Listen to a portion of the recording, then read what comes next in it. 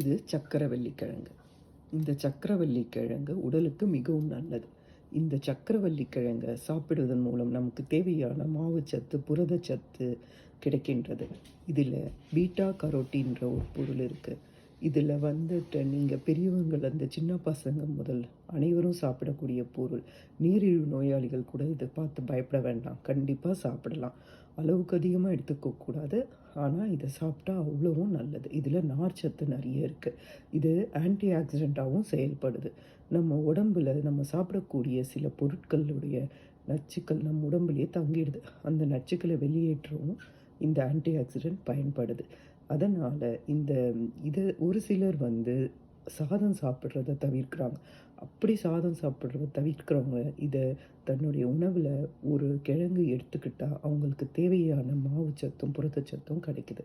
அதனால் இதை நீங்கள் குழந்தைகள்லேருந்து பெரியவர்கள் முதல் இந்த கிழங்கை வேக வைத்து தோலுடன் அப்படியே சாப்பிடுவது மிகவும் நல்லது.